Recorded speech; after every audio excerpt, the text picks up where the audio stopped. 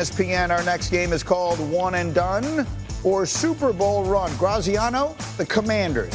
One and done or Super Bowl run? I went with Super Bowl run just because I don't think they're going to be one and done. I think I'm going to maybe pick them to beat the Bucs this week. So my answer is somewhere in between, but I understand we have to rhyme it. So I will say Super Bowl run, even though I don't really expect them to get to the Super Bowl. I don't think the Commanders are one and done. Oh, I love that Graziano plays along with the game. Neek, the LA Rams, one and done or Super Bowl run? Graz didn't play along with the game. He just pulled back the curtain. So I say they're one and done. There's no chance that they make a Super Bowl run. They're going up against the Minnesota Vikings are coming into their place with a much more talented team and a team that's played better.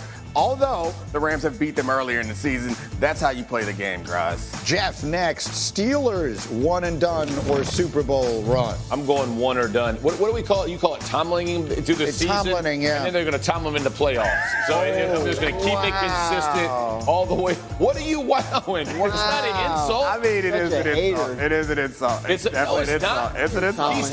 He's taking a very average team to the playoffs that aren't as good as the team they're playing. They're playing the Ravens, your favorite team. So why is it Tomlin when he loses? Because he's overperformed in the regular season to give you hope that's going to get crushed in the postseason because his team's not that good. I just feel like you're just too negative a person. I think that's the problem. I love you. Let's live in this. So we don't have to play the Shefty again. We played it earlier. Shefty on Sunday NFL Countdown, when he was doing his spiel about all the different coaches, who's in, who's out, who's going to get fired, who's not, he mentioned, and it got buried because there was all this immediate stuff, that he believes there will be teams that are going to call the Steelers to check on whether or not they would be willing to trade Mike Tomlin, which we have seen happen before. Coaches have been traded before. Mike Tomlin has been the coach of the Pittsburgh Steelers for 18 years. He's going to the Hall of Fame. I think it is inarguable that he has done an outstanding job there. However, there is no greater discrepancy, in my opinion, having been around this a long time, and I used to host a radio show, so you deal a lot in the local media when you do that stuff. There's no greater discrepancy than there is between the way the national media, people like us, perceive Mike Tomlin and the way the local people in Pittsburgh perceive Mike Tomlin. The Steeler fans are ready to move on. They do not think he's a great coach. They do not. That is the way they view it. And I don't think it would be extraordinarily unpopular locally if the Steelers did entertain that possibility. Again, to be clear, I'm not on that side. I'm just presenting that side. Thank you for not being on. What do you think of it? It's craziness. People are too close to it if they believe that.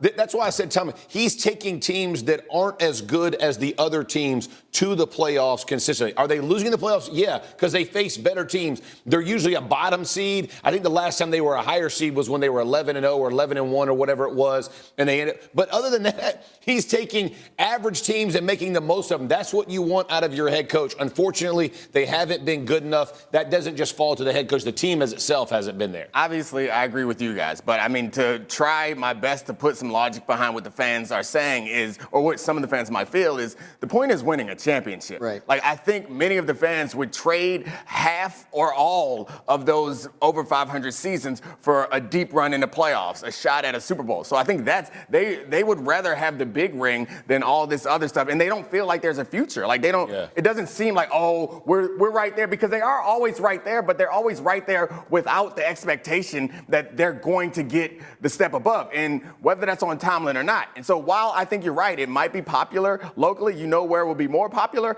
Everywhere else in the league would be so excited that Mike Tomlin was available. Yeah, I think there are coaching situations that aren't open that might open if Mike Tomlin became available. He's that well regarded, and for good reason. The Steelers always win at least as many games as they should, right? Like, given their talent level. Now, would you like to have a better roster, and then maybe he can elevate that to a Super Bowl contender? He does have a Super Bowl title. He went to another one.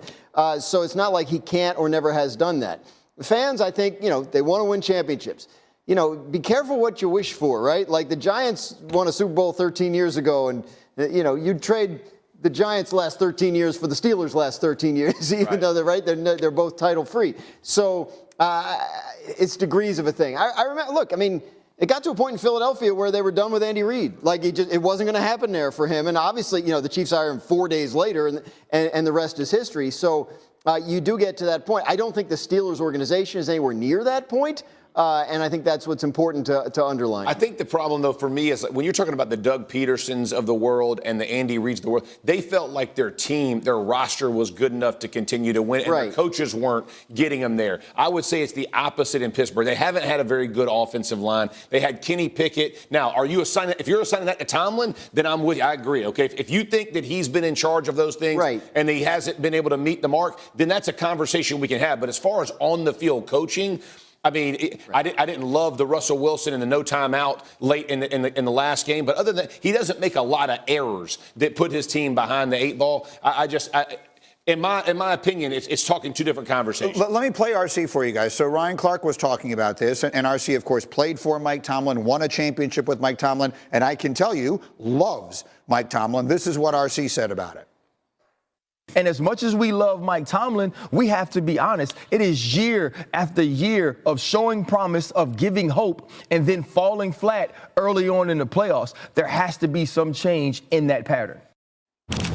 So is the change, we need to get a better quarterback? At the end of the day, I mean, they won like crazy when they had Ben Roethlisberger when he was still at or near his peak, and it has fallen off since then. They've been just good enough to sneak into the playoffs since then with a diminished Ben Roethlisberger. Then they go to Kenny Pickett, and now they got two quarterbacks. Rudolph and, quite candidly, somebody. They're playing this season with two quarterbacks that nobody wanted. That is a legitimate right. That's a literal statement. For minimal cost because both, everybody else was done with them. Yes. And the defense continues to play. Well, they haven't been as great late in the season, but they're very good, and that's been the character driving force. The style in which they play is not a way that we feel great about winning a championship, but they have to play that style because they are shorthanded as far as talent. Like their best offensive player is Pickens, and he's not someone that you feel like you can rely on week in and week out. Like catching it. I feel the need to ask one more question. I believe he's been there 18 seasons. Yes. That is an extraordinarily long run in American sports now, under any circumstances. Now, the Steelers are a unique situation. They've had 3 coaches since 1969. I get it, right? Chuck Noll, Bill Cowher,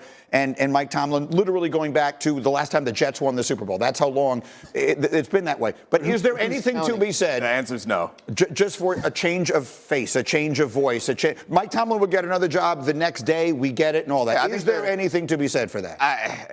That means that you've lost the locker room in some way, or you feel like you're not connecting. Change just for the sake of change, that doesn't make sense to me. Yeah. If you're saying like, man, his message has gotten old, it doesn't feel that way. And you go through the history of the success that he's had, and with particular players, he's had success with really unique personalities and achieved high results. And they're not. I'm trying to be nice. They're not winning fewer games than expectation. I think that's the part that I understand the fans' frustration in those Super Bowl. But if you're winning 4 games a year and you're supposed to be winning 10, I get it. It's done the opposite. I think that goes more to coaching. It's just a tough call. I get the Super Bowl conversation, but man, his teams ain't good enough to win Super Bowl. In the meantime, I always say no one says words better than Mike Tomlin does. And speaking of words, let's do the most dangerous ones in all of television.